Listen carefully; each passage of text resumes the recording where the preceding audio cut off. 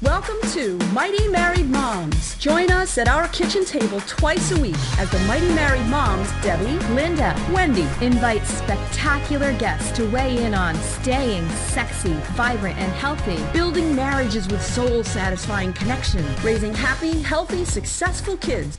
Conversations with Mighty Married Moms will bring you closer to the life you really want. Episode 14.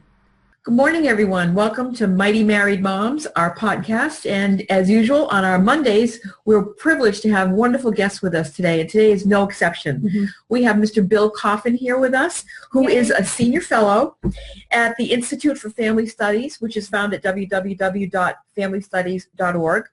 And from 2002 to 2010, Bill was a special assistant for marriage education in the administration for children and families in Health and Human Services with our government, worked with President Bush and a lot of initiatives to inject some money into marriage education.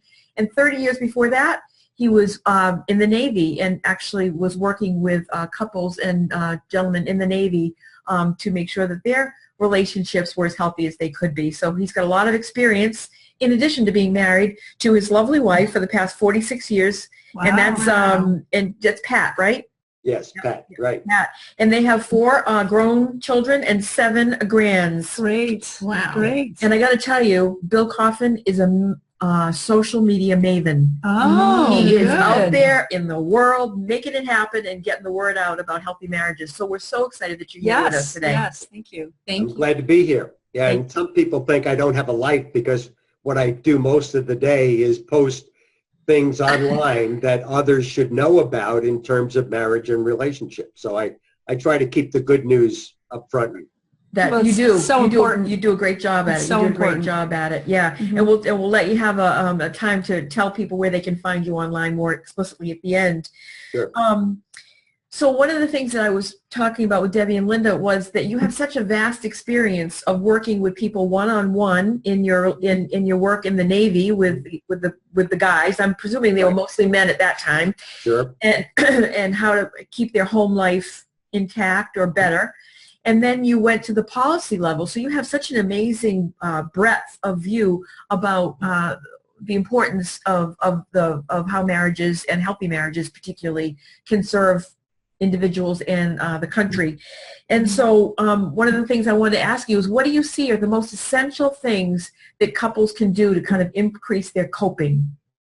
Yeah, well, one of the things I've been really influenced by was the work of David Mace, who actually started marriage and relationship education in England before coming to the States. And he founded what was the Association for Couples in Marriage Enrichment in 1973. And David and his wife Vera, very prolific, gave retreats, gave workshops, actually started what is now the American Association of Marriage and Family Therapy. But David would say there are 3 essentials of a couple's primary coping system. Number 1 is commitment to ongoing growth and change. Commitment to ongoing growth and change. That's correct. Number 2 is a good communication system. And the 3rd is the ability to deal with the inevitable conflict and anger in marriage. So it's inevitable. Yeah. And most of us, many people, are unprepared for that eventuality. These are 3 things that we can give away. We can train people in. These could be considered skills. And the shame is when I ask, and I used to ask Navy chaplains and social workers, and I've most recently asked this question in Oklahoma, what percentage of the couples in the Navy, in the Marines, in the services, on active duty, or living in Oklahoma, what percentage of couples have all 3? Have all 3 of the essentials? Okay. So they're not nice to have, they're essentials. Essentials. And the average response, 25%. Wow. That 25% of couples have commitment to ongoing growth and change, a good communication system, and the ability to deal with the inevitable conflict and anger in marriage. it's no wonder we have the problems we have. If only one out of every 4 couples has what it takes. Yeah, a quarter have what it takes to survive and thrive in marriage. And others flounder. Others say, when they attend a workshop or a class at the age of 40 or 50, say, why didn't somebody tell me this 20 or 30 years ago? Could have. Totally. What a difference it would make. Totally. Absolutely. I get that feedback a lot when I talk in my programs. People are like, how come I didn't hear this before? Or so forth. It's very common. That's one of the things I say about my good Jesuit education at Fairfield. I met my wife at Fairfield at a freshman mixer, October 9th, 1964. And we got married 4 years later. But what the Jesuits at Fairfield never told me was I was going to have to take Pat's perspective starting in November of 68. So 5 months after graduation, I was going to have to see the world through her eyes. I was going to have, if she saw a mountain and I saw a molehill, I would have to see the mountain. Right. And nobody ever told me that. Nobody ever warned me. Nobody ever taught me. And it's, I had a fairly functional upbringing. So I was fortunate, and we were blessed in terms of parents that were long time married and good families and Catholic upbringing. And we go to California and all of a sudden we start pointing fingers at each other. We start accusing each other. We start withdrawing. We start giving cold shoulders. We start doing all the things that don't seem to work, but nobody ever told me what I should be doing instead. Right. Thinking that maybe comes natural. And in fact, it doesn't seem to come natural. Isn't that an ongoing theme that we've heard a lot? It just should come natural. Yeah. But it doesn't come natural. But it doesn't. Yeah. And many things, most couples, when they, they're in love, they're intimate, and then they have a difference of opinion or a disagreement or anger or conflict, and sometimes those things go together, and then they don't have a clue what to do. When the stuff hits the fan, when they're annoyed, upset, angry, tired, really pissed, what do you say? How do you say it? Nobody ever taught me how to show understanding. So I would say and do the wrong things, the things that seem to come natural. And we would differ over things, silly things like how long dishes should stay in the sink. Yeah. Dishes are a very big issue. Some of us think, what's the big hurry? And then we find out you can't leave them in the sink. You have to put them in the dishwasher. By the way, there's a right or wrong way to put them in a dishwasher. We differed over things like how late you could be for church and have it still count. Some of us think it doesn't matter if you run a little late, and we marry people who think you need to be there early to practice the hymns. The big difference for us was, what do you do on weekends? Yeah. And of course, that's a weekly occurrence. But, some of us think you watch games on TV and you relax and you chill out and you put your feet up and you read the paper. And you watch games on TV, and then you have an afternoon delight and you watch more games on TV. And that's what you do on weekends. That's what weekends are made for. Recharge the batteries, re-energize. Until you have kids. But we marry people who think that weekends were made to accomplish everything you didn't accomplish Monday to Friday. Right. So there were jobs and do lists and honey-do lists and things like just comments like, well, when are you going to rake the leaves? And I'm thinking, why rake the leaves? I can't see the games from out there. Yeah. And because that's what was important to me, we would argue about leaves being raked instead of enjoying our intimate relationship, if you will. Okay. And that especially occurred around our anniversary every year because we got married in November. Oh, the leaves were always there. Right. Yeah. So it was football. Right. Right. And that, that's what my dad did. And that's, some of us, it's personality differences, whether it's, the INTJ or I'm an ESPN on the Myers-Briggs. Myers-Briggs. Right. So I think, that's what they wouldn't televise them if they didn't expect us to watch them. Right. What a view. Well, yeah. There you go. That makes sense. Yeah. That's interesting because the only games that my husband has ever been interested in were college football games. So it was really right around January 1st. The rest of the year, he could really care. I'm actually more of a sports person in our family. I'm the one who wants to watch the Boston Red Sox. Yeah. If I can grab a Patriots game along the way, fine, but I'm not going to schedule my life around it. So, but he really doesn't care. So interesting. He actually would come home on Fridays and he would make his to-do list and try to get through it on Saturday mornings, and that was all the cleaning out the garage and raking the leaves. And so my own experience is different from what you're describing. Right. And that's the way it is. I mean, couples are different. Right. Yeah. People, we are usually not prepared that somebody else has a different worldview on at least a half a dozen things, if not 2 dozen things. Right. And different things upset each other, and we each seem to have different priorities, and how we handle those differences makes all the difference in the world. Right. And actually, so he would come up with his to-do list for Saturday, and then he would turn to me and very nicely say, "What's on your to-do list?" So that at least we recognize the fact that we had different priorities and we were trying to accomplish different things, and where could we find kind of a meeting of the minds and time and bodies and energy to make sure that we support each other in getting the things done that we want to do. Right. And some couples need to be encouraged to do that. They need to be shown how to compromise. They need to be shown and taught how to show understanding, how to be empathic, ideally, how to paraphrase at a minimum, right? How to be able, because it's interesting, on one national survey by the Prepare and Rich group, they asked married individuals a whole set of questions, one of which was the statement, "My spouse often doesn't understand me," and over 60% of people said that's the case. My spouse often doesn't understand me. So a lot of people are pretty desperate for connection, desperate for intimacy, are frustrated because nothing seems to work. And why bother telling him because he doesn't get it? Or why should I be open and vulnerable if in fact she is going to critique me or judge me or tell me I'm wrong? And I think people want to feel, want to be fully known and fully loved.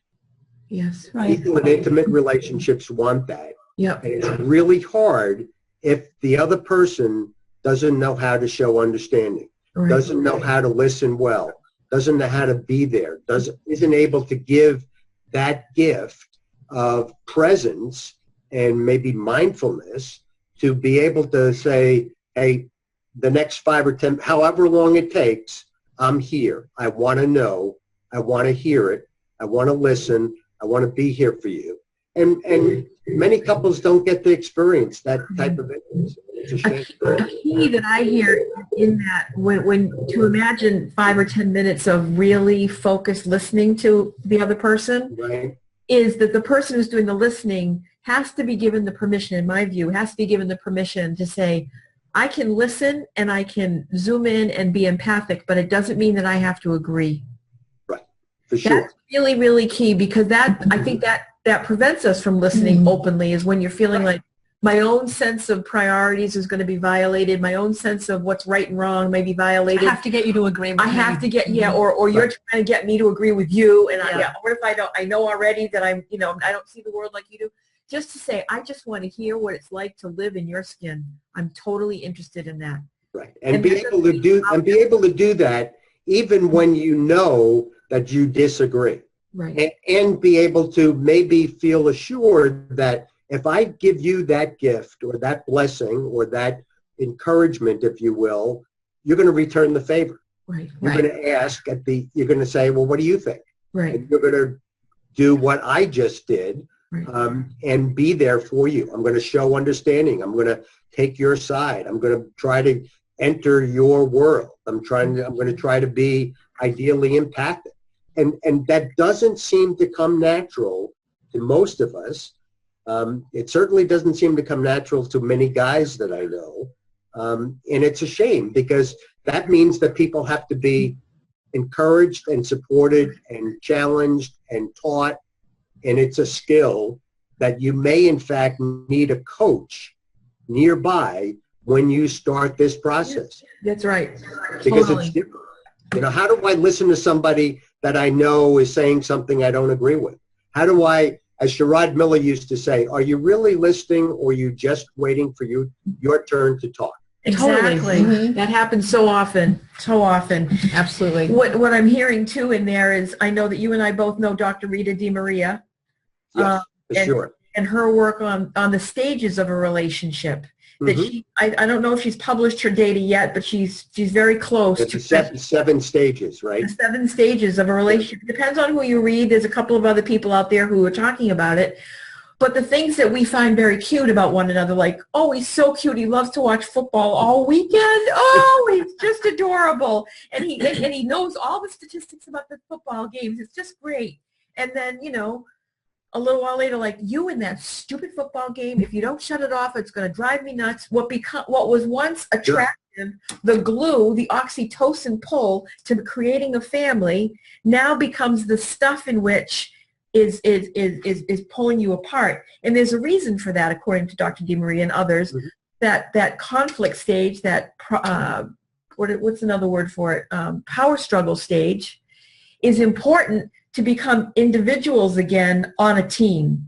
But at first, the beginning of a marriage, the honeymoon stage, is that melding and coming together and being one and swimming together. But it's important to become back to being individuals again. But there's a fighting, there's a tug going on. And what happens a lot is that people interpret that tug as, mismatch, gotta go. Right. Whereas that's just critical for further growth and development. Right. And people are going to have differences. People are going to have disagreements. And to be able to do that well, especially if you can do that well in front of kids. I mean, kids are, obviously hurt by divorce. They're obviously hurt by marital abuse, but they're also hurt by mishandled marital conflict, which may in fact be prevalent because he'll start watching the games and she'll say to him, and could be, when they've only been married a couple of years, why are you watching those games again? It seems like that's all you ever do. And the hidden message may be, don't I care anymore? Don't I matter? Yeah. You used to pay attention to me. Turn it off. We used to go on a picnic. We used to go for a walk. We used to go for a bike ride, when we were young and in love. Now what's this now that's all you care about? And it seems like you do. There's a great video that features Della and Christopher made by the Prep Group in Denver, PREP. Oh, yeah. And what it shows is Della and Christopher arguing about, and then how it might change if, in fact, they structure their conversation and at least paraphrase one another so they can hear what probably is being said, but may not be. In other words, for me to hear you say, it seems like I watch the games all the time, that challenges me because I might minimize it, and Christopher does in this case. He says, well, it's only, Friday and Saturday. He minimizes, and in fact, it seems to her that that's his priority. Right. And people have, whether the priority is kids or gardening or schoolwork or golf or work, everybody's got other priorities. And some of us feel discounted, upset, ignored. And how do we phrase that? How do we say that in a way that can be heard and understood and reflected back, and we can have a conversation about that? Right. Yeah, I know when my husband and I were dating, we decided to go to a counselor just for an exercise because, we were having a hard time communicating because we were going through, each of us personally, other stuff that was getting in the way of how we were interpreting what the other was saying to each other. And the exercise that we went through was just simply to repeat what the other person said. Incredibly difficult. to do. For sure. I mean, and some systems say, you know, what you do is you parrot back as closely as possible what is said.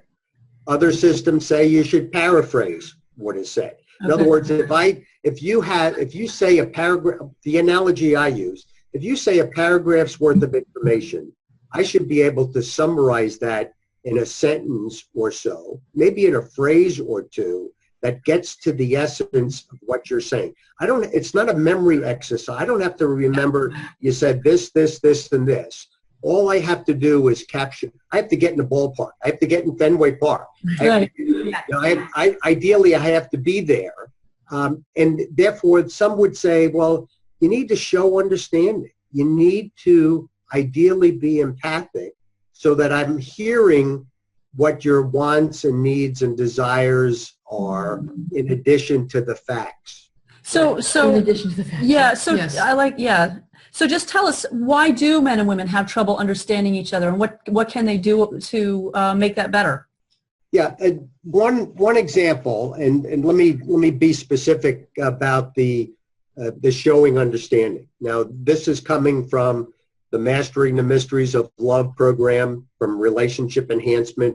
People can go to relationshipenhancement.org or skillswork.org and find out more about this. But 4 ways of showing understanding, and that would be to listen in a way that shows strong interest.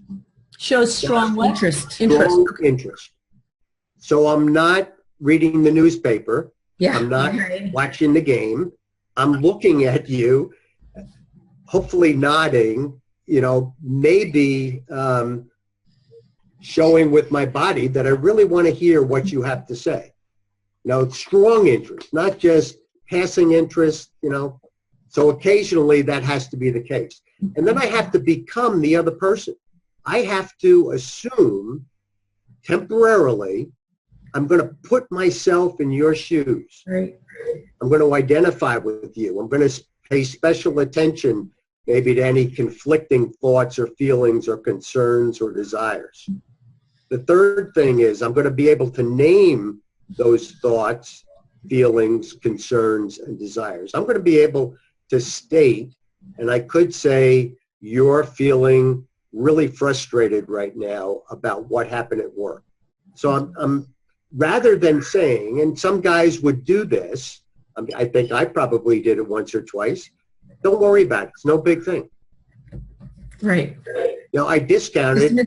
Right. If in fact she felt really frustrated about something that happened at work, I don't need to discount it. I don't need to say, well, next time this is what you should do. I don't have to give advice. I don't have to, I just have to listen. But I have to be able to show her that I hear, because unless I say back something of what she said. Something accurate. Right. Right.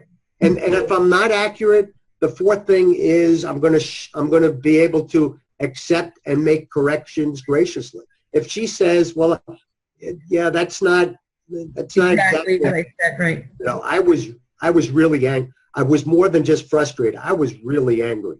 I felt like I could turn around and walk out. Then I need to paraphrase, or at least show understanding that, yeah, that was really upsetting to you. You really, you were at wit's end. You didn't know what to do. You felt like just leaving. You felt like saying, screw it, you're out of here. Right. Mm-hmm. And a good follow-up to that is, have I got it? So you felt like you really wanted to walk out. You really felt like you wanted to slap your boss across the face. You were really mad. Have I got it?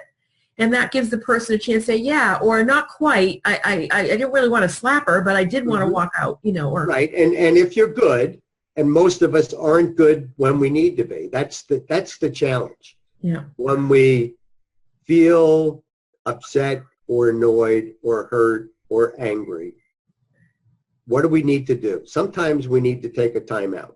Sometimes we need to say, hey, can we talk about this in a few minutes? I really don't want to talk about it right now, or I can't talk about it right now. Mm-hmm. I need to capture myself. I need to center. I need to go for a walk. I need to say a prayer. I need to, whatever it takes for me to calm. I mean, guys seem to be really spun up when we get you always, you never, when we're challenged, when we're, when we think, when it's really hard to listen. And it's important for us to be able to catch ourselves. And it only takes one in a relationship to be able to say, hey, let's take a timeout. I'm not saying you need a timeout. I'm saying, let's take a timeout, or I need a timeout. Right.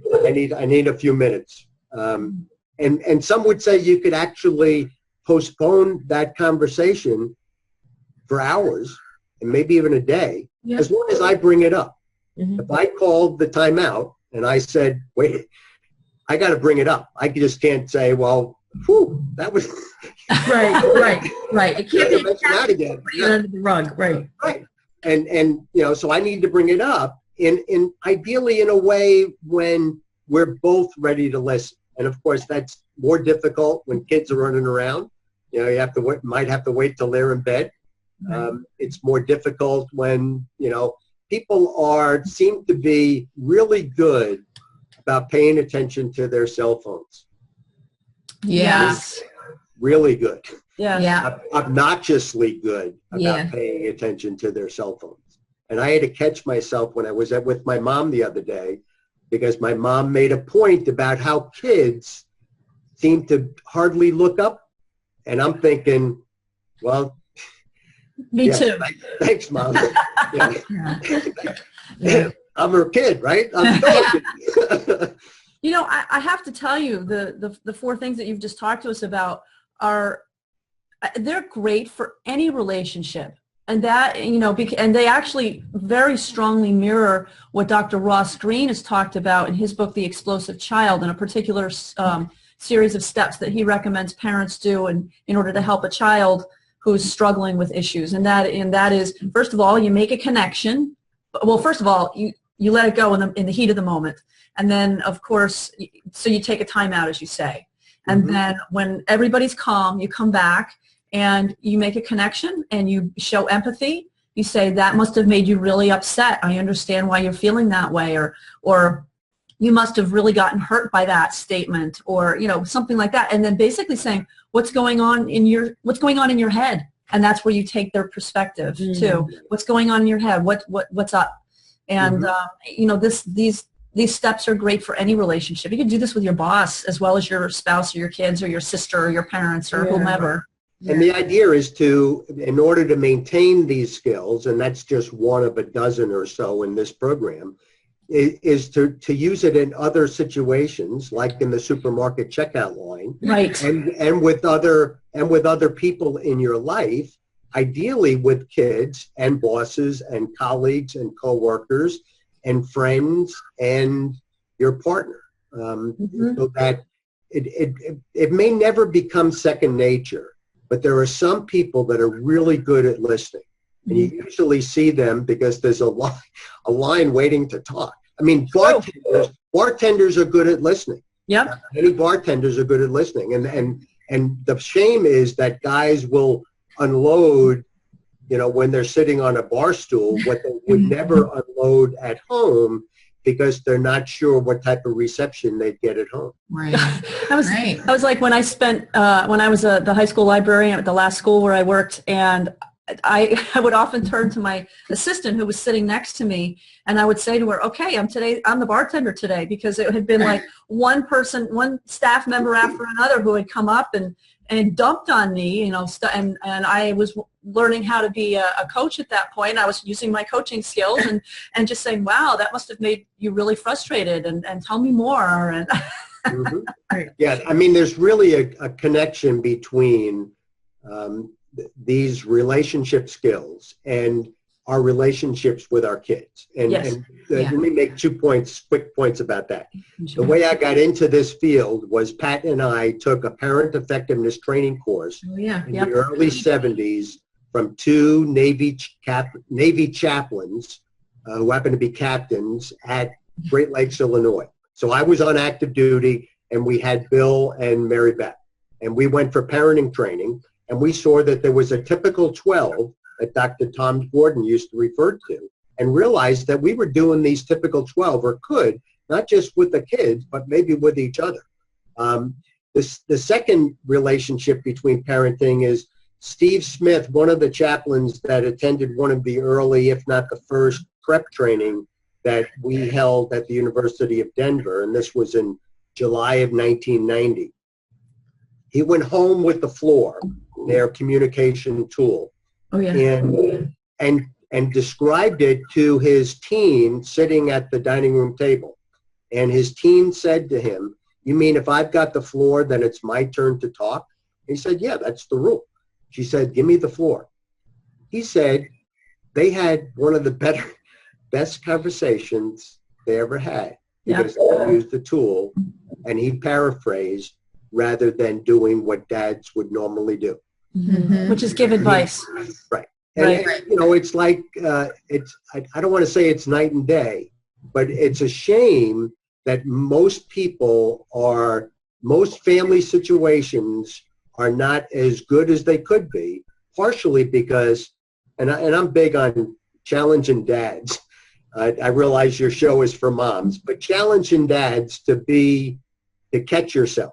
It only takes one, and maybe it'll be her that catches, but Dad, why don't you be the stand-up guy and say, "It sounds like you really need to talk. Let me be your listener." That's great. Be able to do that with his teen, with maybe his toddler, but especially his wife. Yeah, that's great. It's so cool. You know, what it's reminding me of is one of the analogies that I make when I do my teaching for marriage education is that people will say, "So it's not therapy, it's not counseling." I said, "No, that's the sickness model. I'm talking about the wellness model. I'm talking about yoga. I'm talking about core abdominal strength. I'm talking about just general hygiene for a relationship world." And what you mentioned, the three critical points: the commitment to an ongoing growth, a good communication system, and the ability to deal with conflict. Those can be, I can bring that into the conversation and say, this is the bottom line of what creates a healthy relationship. It's not mysterious. The abdominal muscles just need to be core strength. You know, we need to have good blood pressure. We need to have, you know, all these things in the cardiac system those are very acceptable. People get that. If I have a baseline good blood pressure and my cardiac system's in good shape, I realize that I'm doing well for my body and I have a chance of a longer life. Same with relationships. There's some core basic things that everybody just needs to, if you have a relationship, you need these three. If you have a body, you need good blood pressure. It's basic. And when I got a master's in counseling and realized that I did not want to become a clinician. There seemed to be enough clinicians, enough social workers, enough psychologists, but there weren't many people that were doing the prevention and education and enrichment work. Right. And that's what I was attracted to, maybe because one or more of those three essentials was something that was lacking in our relationship from the get-go, and it struck a chord. Maybe because when I read the PrEP danger signs, I recognized a relationship that Pat and I had, and that my favorite danger sign was to withdraw. So I would storm out and leave the house. We were hanging because I didn't like what she said. And you know, I really like the analogy with regards to prevention and wellness and health, because, and more so now than maybe even when we were newlyweds, but where I bike, I go to spin class just about every day. Pat walks up to 5 miles almost every day, and we like to bike together. So we're having the good fortune now of not only being healthy enough to go on week-long bike trips, ideally in overseas, but anywhere, and bike 30 some odd miles a day. But we have a good relationship so that we are happy about being together and spending that time together. Exactly. Great. Exactly. And that's why we're all sitting here. Yeah. Absolutely. So I so appreciate, we need to wind down, but I really appreciate you coming on, and I appreciate everything that you've said. There's a lot of synergy, but I've always known that between what we're about, what we find important, and why we do what we do. So I really, really appreciate it. So what are some projects that are going on, and where can we find you online? Actually, before you answer that question, I just want to say thank you for your service. My older son is in the Navy. Yeah. He's on a submarine, so he's not married yet, but at some point. Right. Yeah. Well, my dad was a Marine, my son was a Marine, and I served 12 years in active duty Navy and 12 years in the reserves. So Wow. thank you. Thank you. Thank you so much. Yeah. So now you can tell us what you're up to. Yeah, your project. As you mentioned at the beginning, I'm a senior fellow at the Institute for Family Studies. And all that means is that I'm an old retired guy who has some time in order to post their Friday Five. Yep. So once a week, I give them links, which they post on Friday. So if you go to family-studies.org, Okay. and I'll be doing that work actually this week, and on Friday it will be posted. I also keep my own online presence, not only at billcoffin.org, but mainly at my Scoopit account. So I search the web, and it's Scoop, SCOOP.IT/Bill Coffin. Yep. Mm-hmm. I scour the web for the news, the articles, the research about marriage and relationship and parenting and family and fatherhood. And I post half a dozen things every day in the hopes that people who know about it might skim one or two, or actually one or two. Well, we'll definitely post a link to your Scoop It page. Thank you for doing that. Yeah. And that stuff also appears on my Twitter and Facebook account. Yeah. Yeah. So if anybody's interested in following me or commenting, don't get many comments, but that's always nice when I do. Yes. Good. And when this airs, we'll make sure to get you the link, and you can scoop it for us. Yes. Great, we'll do. We'll scoop you. You scoop us. It sounds Yeah. good. Okay. We could talk to you all day long. This has been really, Very you're helpful. so wonderful. Thank you. Thank you. I've scooped all of your sites, so if you go to the Scoop It account, you'll Go see check your it out. We'll check it website. out. All Yeah. right. Thank you. Thank Yeah. you. Thank you. And we hope you'll come back. Yes. Talk to us definitely. some more. Yeah. good That'd be stuff. great. That'd be Good great. That's what I do. All right. Well, thank Thank you you. so much for Keep being. up the good work. Thank you. Thank you. You're doing important work. Thank you. You're Oh, welcome. it'd be so great. MightyMarriedMoms.com, and our podcast is Mighty Married Moms. And so we're glad that you've all been here, and we'll see you next Monday. Thank you. See you next week. Thank you for joining us for this episode of Mighty Married Moms. Tune in twice a week on Mondays and Thursdays to meet fascinating and inspiring guests who will help you create the life you've always wanted. You can find these episodes and special gifts just for you at mightymarriedmoms.com, as well as a link to our Facebook community, where we continue the conversation around the kitchen table. Please also help share the love by leaving a review on iTunes. We'll see you next time.